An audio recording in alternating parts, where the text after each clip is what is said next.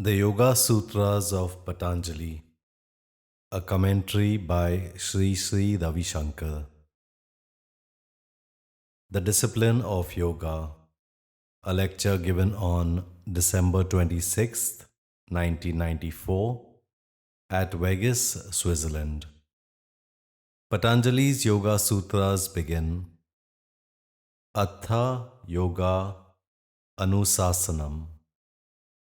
Now we will look into the discipline of yoga. Now I'll enunciate the discipline of yoga. Shasana means rules that somebody else puts on you. Anushasana is the rule that you put on yourself. Do you see the difference? Shasana is the rules and regulations that the king or society imposes. Anushasana is the rules that you make on yourself, impose on yourself. Now, why yoga is called a discipline? There is the need for a discipline. When does the need for the discipline arise? See, when you're thirsty and you want to drink water, we don't say, well, this is a rule. You must drink water, or you have taken the discipline to drink water. When you are hungry, you eat. You don't say, I have a discipline of eating when I have hunger. Do you see what I am saying? Or you don't even say, I have a discipline of enjoying the nature. When it comes to the question of enjoyment, no discipline is necessary. Where does discipline come? Not somewhere where it is enjoyable at the very first step. A child never says, I have a discipline of running to my mother when I look at her. Discipline arises where something is not very charming to begin with, isn't it? When you know that something would give a fruit which is very good, enjoyable, but the seed to begin with is not that enjoyable. When you're abiding in yourself, when you are in joy, when you are in peace and happiness, true happiness, then you're already in yourself. There is no discipline there. But when that is not so, the mind is wagging its tail all the time. Then the discipline is essential so that it could calm down. It could come back to itself. The fruit of it is eventually blissful, joyful. Are you getting what I'm saying? Like a diabetes patient says, I have a discipline not to eat sugar. Or someone with the cholesterol says, I have to be disciplined. I shouldn't take too much fat. Because it's very nice to eat at that moment. And then later on, it gives complicated results. Fruits which are not so pleasurable. That pleasure which comes after a certain discipline, it's really sattvic pleasure, long-lasting pleasure. That pleasure which is pleasurable to begin but ends in misery is no pleasure at all. So, discipline is necessary to have this authentic sattvic pleasure which comes after certain discipline. Discipline is not torturing oneself for nothing. That's no discipline. The purpose of discipline is to attain joy. Do you see the difference? Certain times people impose discipline on themselves. It doesn't give any joy to them or any joy to anybody else at any time. This is tamasic. There are three types of happiness. One is the sattvic happiness. That is, to begin with, is not so pleasurable, not so nice, but the end is always, it leads to joy. This is sattvic happiness. Rajasic happiness in the beginning appears very good, but ends up in misery and suffering. This is Rajasic happiness. Tamasic, there is no happiness, but it appears to be happiness. But it is misery from the beginning to the end. There is no discipline essential for tamasic happiness. Discipline is not there. The lack of discipline is tamasic happiness. And wrong discipline is rajasic happiness. A lack of discipline, you can see. And then discipline for sattvic happiness.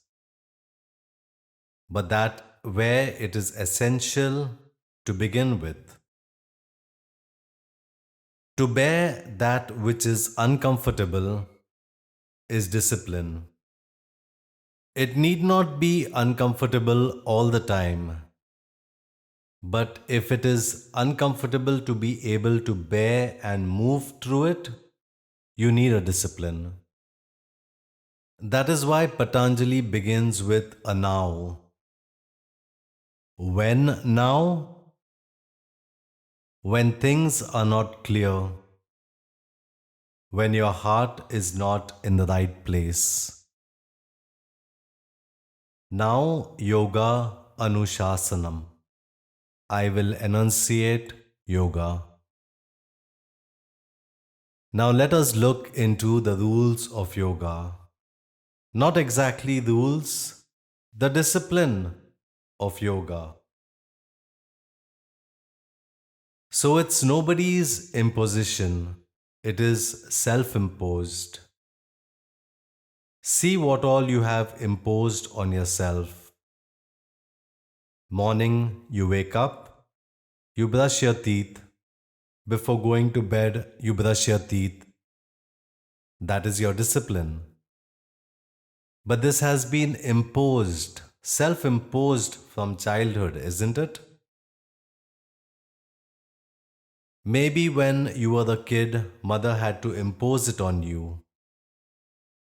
Once it became a habit, and when you understood it is good for you, and then it is no more mother's rule. It's now your rule, isn't it? Like that, keeping yourself clean, hygiene, exercising, meditating, being kind, considerate, not being rude. All these rules that you have imposed on yourself are all disciplines, isn't it?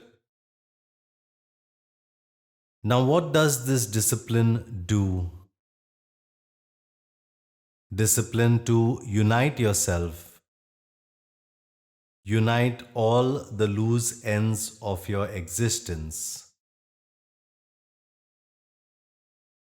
Tada drastu swarupe vastanam. It puts you onto yourself.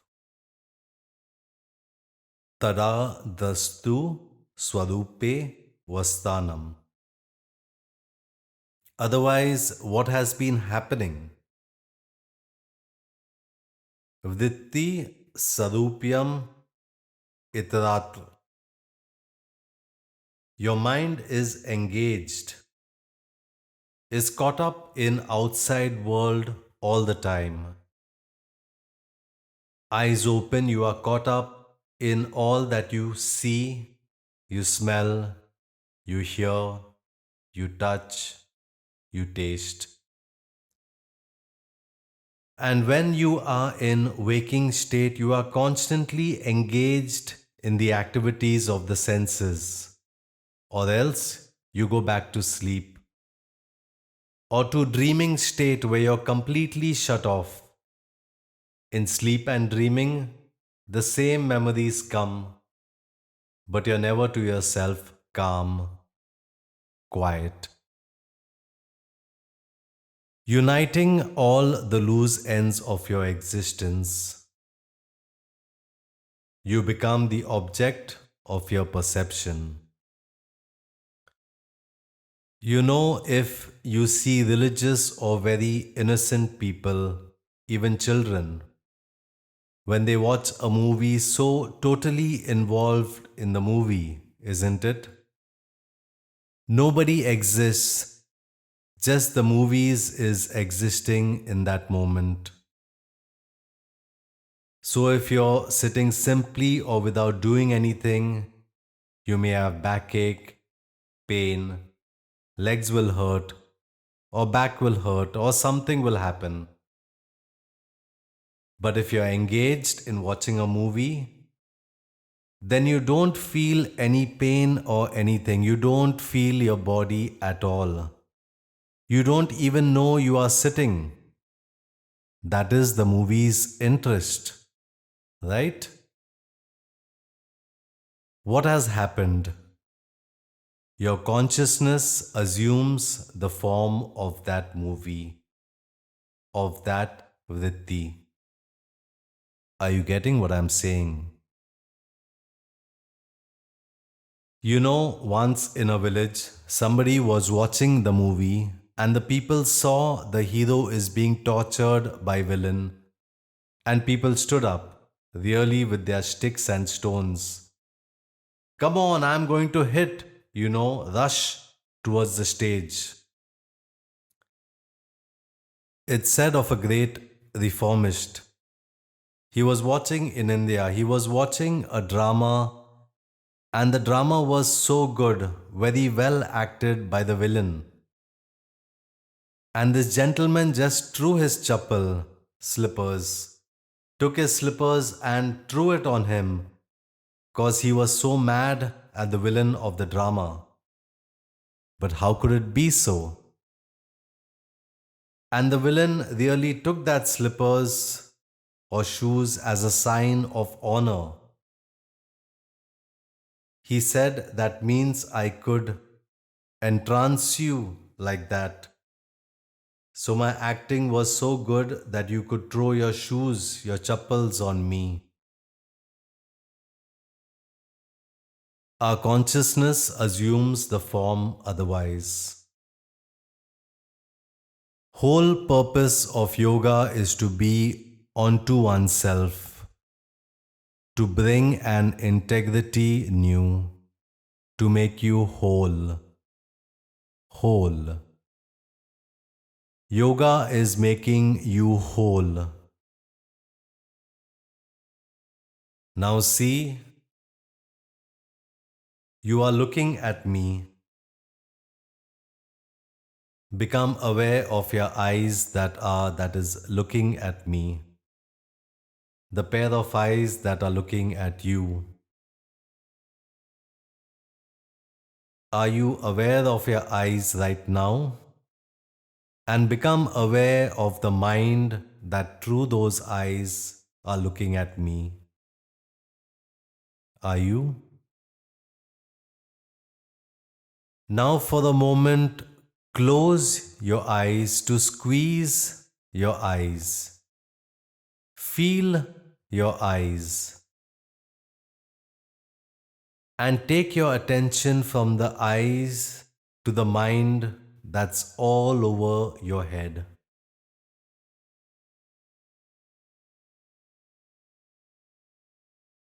Now become aware of your whole body, your heart,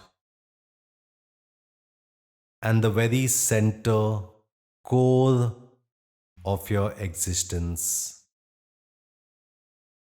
The I that is you. And rest and relax there, right there.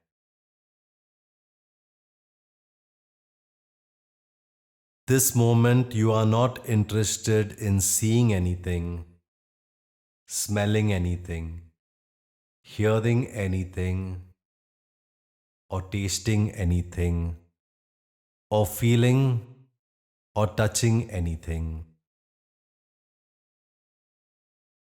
Retrieve your mind from all the five senses to the core of your heart or your existence. This is Drastu Swarupe Vastanam, in the form of the seer abiding. This is yoga. Abiding in the form, in the nature of the seer is yoga. Whenever you experience joy, ecstasy, bliss, happiness in life, knowingly or unknowingly, you are abiding in the form of the seer, in the nature of the seer. Otherwise, at other times you are with different activities of the mind. You become one with different activity at times. Vritti Sarupyam Itratra. You assume the form of the mind at other times. Activities of the mind. What are the activities? Vrattaya Panchatya. The modulations of mind are of five forms. Klishtaklisha, difficult. Some are problematic, some are non-problematic. There are certain vrittis of the mind which are problematic, which causes trouble, difficulty, and certain others do not cause any difficulty. Pleasurable and unpleasurable vrittis. Now, what are those five pramana?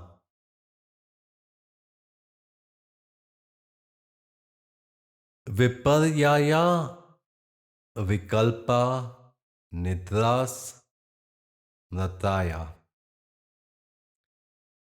Five modes of consciousness arise in yourself. Five modes. Five modes in the mind we call mind or consciousness, chitta. It's all the same.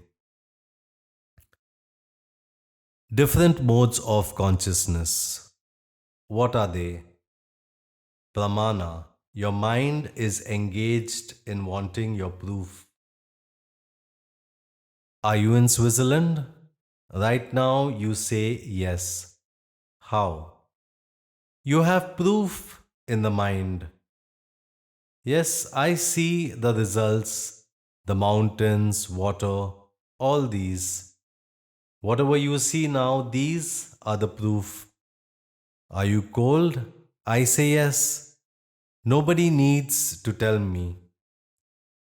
This is pratyaksha.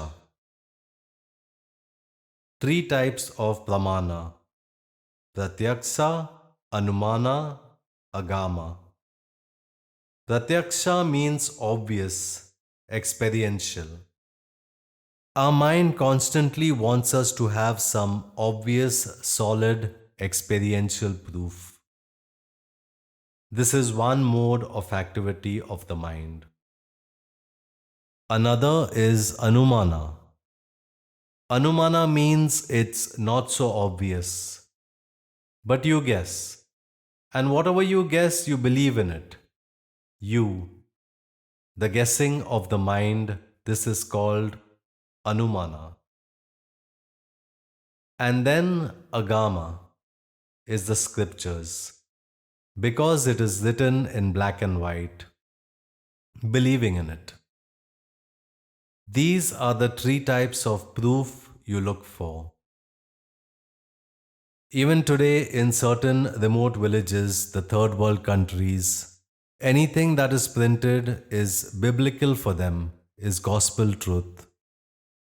So it's in print, written. Many people follow it, it must be truth. Many people say something, then that must be right. You can fool 1 or 2%, you can't fool thousands of people. Thousands are not fools to follow. If they are fools, okay, I can also be a fool. Mind goes that way. The proof mind takes from scriptures or from groups, agama, pramana. Constantly you are looking for proof of something or anything. This is one mode of activity. Yoga is when you drop this. Then alone you can abide in the self. Do you see what I am saying? Retrieving from this activity of mind of wanting proof is releasing from that one vritti or activity of the mind back to self. You need proof of whether you are in Switzerland or not because your senses will tell you. But you don't need proof of whether you are here or not through your senses. Are you getting this point? It's very delicate. You could be taken to Austria or even somewhere in Canada and you can see the same snow, mountains, same lake. You may think, oh, this is Switzerland, or it need not be Switzerland, or your senses may fool you. But beyond proof is your feeling of I am. I exist. Abiding in the self does not need a proof. Do you get this point? Truth cannot be understood through proof. Anything that could be proven can be disproven also. Truth is beyond proof or disprove. Are we getting this point? God is beyond proof. You cannot prove God, nor can you disprove God. Proof is connected to logic, and logic is very limited. You need purview. Same with enlightenment, same with love. Love cannot be proved or disproved. Someone's actions and behavior is not a proof for love. Many movie actors, actresses, they all exhibit a lot of love, romance in the movie, with not a drop of romance. That love would be there inside. Need not be there. They can just show it, isn't it? One can act very well, love, without feeling it, without living it. Self is beyond all this proof. The proof is one of the main activity of the mind. Proof is one of the main things in the world that you are stuck onto. You want proof of everything. Whether someone loves you or not, you want a proof about it. Prove me how? By your actions, your behavior, by this, by that, isn't it? You want constantly proof for everything, approval by everybody. This is not in the realm of the seer. Seer beyond truth, pramana, the first modulation or activity of the mind, and then the viparyaya. Patanjali very beautifully describes each of these modulation. Viparyayo mithya janam atadrupa pratisthanam. Pramana is the knowledge that the mind is constantly engaged in arguments, in proofs, in knowledge, analyzing or wrong knowledge, wrong understanding. This moment you could be arguing, proving a logic. There could be logic in your mind looking for proof, or it will have a wrong understanding. You will think things the way they are not. Do you see what I am saying? Most of the time, you impose your own views and ideas and feelings on others, and you think that is how they are. This activity of mind is called viparyaya. You have an inferiority complex and you suddenly see someone else's behavior very arrogant. They are not arrogant. You are not being ill treated by them. You feel suddenly you have been ill treated. You have not been respected because you don't respect yourself enough. You think others don't respect you. This tendency of your mind is viparyaya. Others would be shocked by your behavior. They say, what happened to this person? They were alright till now. Suddenly they started behaving very funny. Have you noticed this?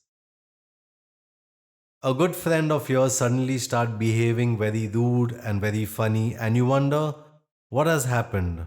What did I ever do to this person? You don't understand that they are cooking in their own mind.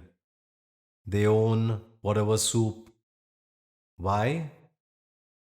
Not because they are bad or anything, just this activity of the chitta, of the mind, is coming up. It's predominant now. What is that? Viparyaya. Suddenly people feel they are not being loved.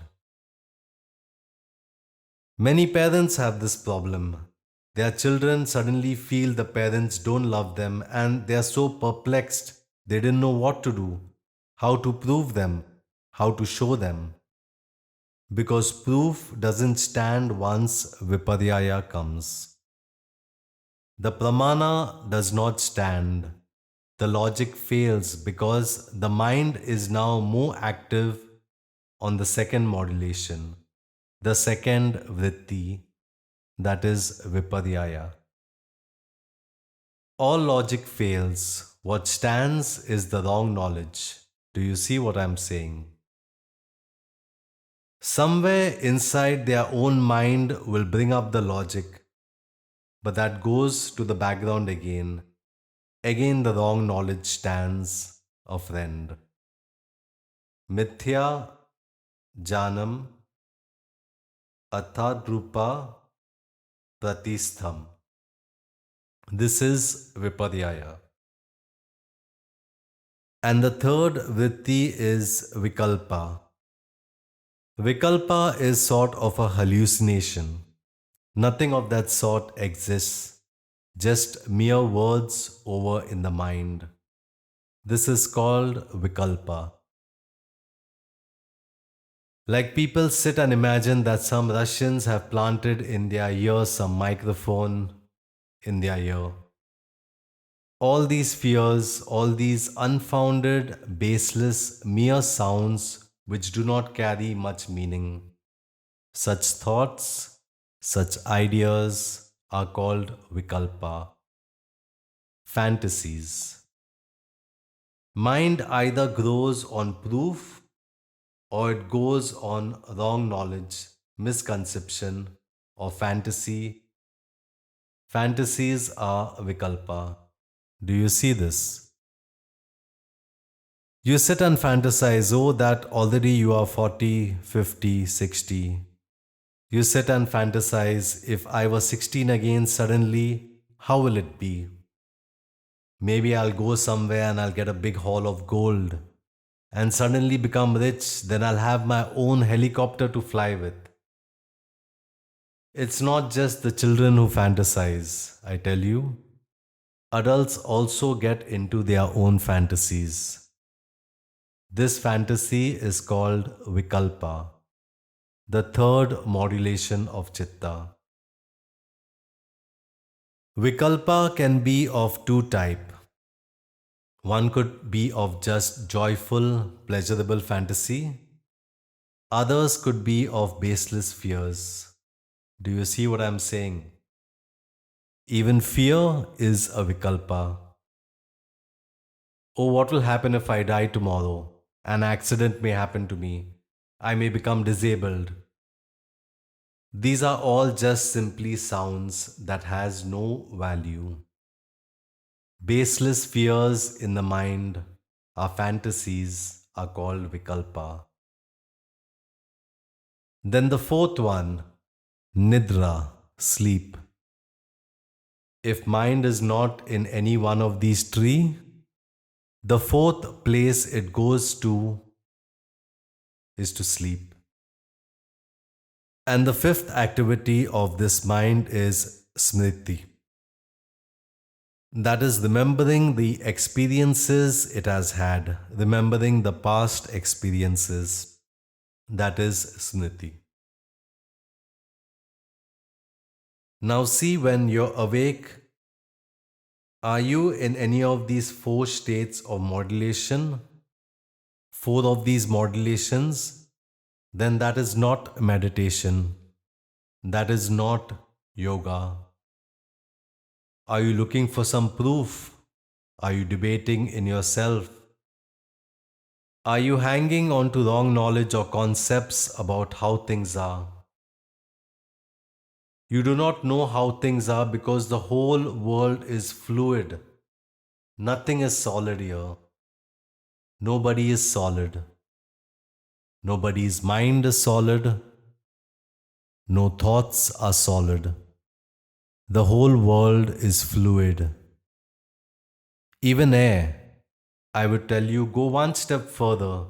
You say it's all airy fairy, wishy washy, whatever it is. Anything can change anytime, in any manner. The whole world is the field of all probabilities, possibility. But your mind fixes things and people and ideas and places, everything into definite items, quantities, quantifies them. This is how it is. This is set ideas of yours. Using the proof of the wrong knowledge or the Vikalpa, fantasies of fear or dwelling in the past experiences. The four modulations of mind plus the sleep, that's another modulation, the fifth modulation, are the four, five different vrittis of the mind. Abhyasa, Vairagya, Bhyam, Tanirodha. How to get over the overpowering nature of this vritti is through abhyasa and vairagya, practice and detachment or centeredness. Tatra shitao yatno vyasa. Among that, in that, to be that which you do to be is called abhyas or practice. To be there. Where? Abiding in the seer is abhyasa. That which you do to be there now, here, in this moment, is abhyasa. If you could relieve yourself from the five modulation and just be here, now, now, now, now, now, now, now. See, bringing the mind to the present. Not dwell on the past memory. A little effort is needed. That effort is called abhyasa. Now, you see now, let's close our eyes. Let's close our eyes now. You're not going to dwell on any logic. You're free from pramana. You're not interested in any proof from anything now. If the mind is getting into proof, just know it, observe it. Oh, this is untrue. Just relax.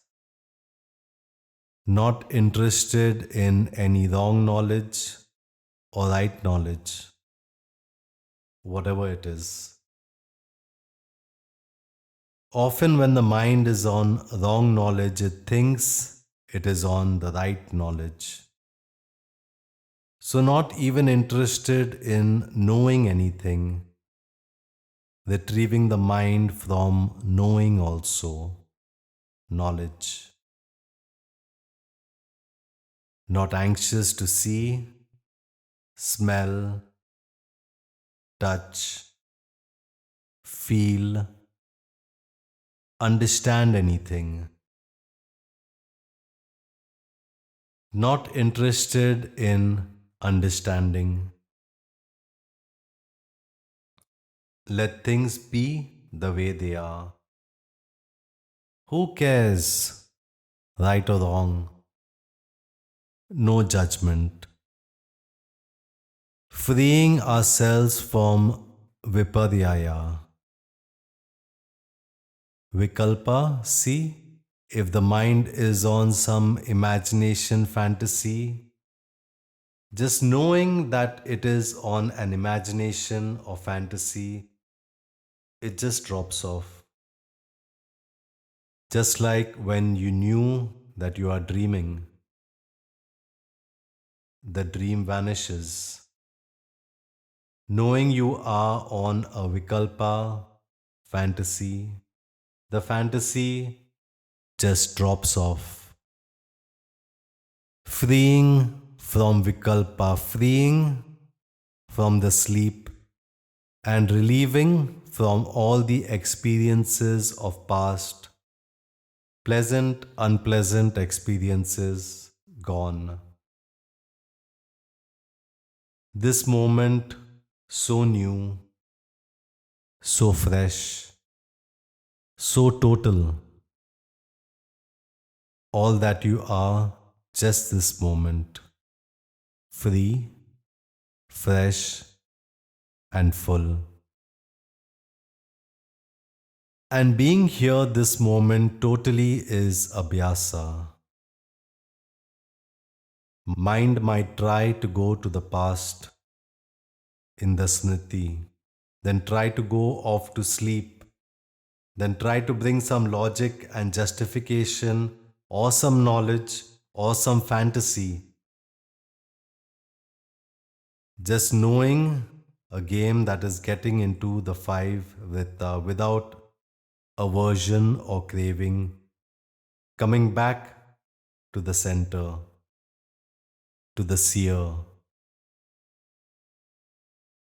This moment again and again and again is abhyasa. That much is enough for today. Jai Gurudev.